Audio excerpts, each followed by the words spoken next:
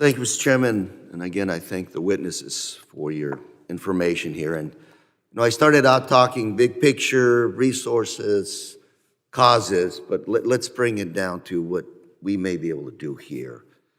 And so let's break it down. How do you eat an elephant one bite at a time? So let's start out with what appears to be the issue right now. At the border, flooded with refugees, probably economic refugees, that probably wouldn't qualify for admission under the existing laws of the United States. I don't agree with that law because under this existing law, most of our ancestors probably wouldn't qualify to come to this country. But that's what the U.S. law is right now. You essentially have to establish that you're fleeing from another country for your life, your fear, kind of a more or less legal reason that you can come to the U.S. Challenge right now, and I'm going to ask all of you to help me frame this, is the processing of the refugees. Is that correct? Is that a big issue at the border right now? Yes? No? Mr. Hunter. Yes, Mr. Ranking Member. The challenge is the number of individuals that are seeking to enter the United States. We have a requirement under law that we inspect and process every individual who comes to a port of entry. And you don't have the capability of doing it right now. Correct. We have limited resources, sir. You need more processing USCIS offices and immigration judges, which we don't. We have a massive backlog.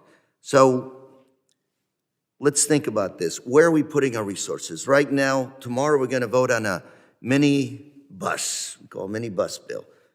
We're going to fully fund 22,000 Border Patrol agents. These are the green uniforms. That's my understanding. I just read that a couple hours ago. People will process at the gates to the U.S. essentially. There's only 150 blue uniforms that will be essentially funded tomorrow. I think that's just way too few. And you're essentially the people that are part of that processing to come to the U.S. or not. I don't know if there's any funding for USCIS offices and immigration judges. And again, you got people coming in, you want to process them under the law, which in a reasonable time period. And if you were to do that, probably most of these individuals wouldn't qualify to come to the U.S. Is that correct?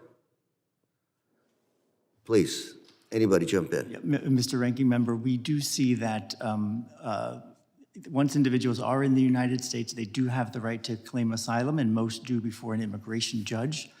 That process, as you've observed, takes far too long. It can take 5 to 8 years to resolve. And the grant rates ultimately in that process, I believe, are under 30%. Ms. Sabatino, any thoughts on that? Agree with Deputy Assistant Secretary Hunter. Yes. Ms. Merkley? Ms. Youth, any thoughts? What I'm trying to do is trying to figure out what everybody's talking about here, okay? That we have a challenge at the border of refugee crisis, economic or political, under existing laws. If you're an economic refugee, you wouldn't qualify under our laws to come. If you're a refugee because of fearing for life, you would qualify. Yet the argument is CBP One is that magic ticket to come to the U.S. Is it, first of all? CBP One the magic ticket to come to the U.S.? Or just a processing tool?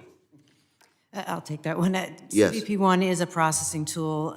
Certainly prior to the implementation of CBP One, with any mass or surge to any of our ports of entry, our officers would have been You check that up against your known databases? Yes? No?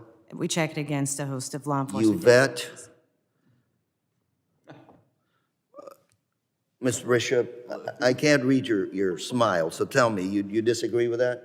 Well, gentleman's yielding. I mean, how do they vet the criminal databases or what about where the people are coming from? Ms. Sabatino, how do you vet this stuff? We run the individuals against the TSDS or the watch list. We certainly run them against TEX, which is our comprehensive law enforcement database.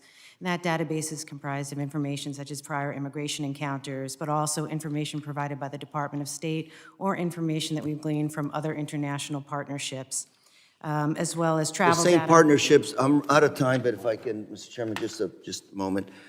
I'm trying to establish here that you do process the same databases that you probably have, that we have here in the centers that we have here in Washington, D.C., to determine whether these individuals are suspected terrorists, watch list, yes, no? The most important resource in this process is the CBP officer, the trained, skilled CBP officers, including our tactical terrorism response teams who interview the individuals that are suspected of having derogatory information. And I'm gonna stop, I'm out of time, but what I was trying to establish, folks, is what's the bottleneck here? What's the problem at the border, okay? And why are officers overwhelmed? Why can't we make these quick decisions there?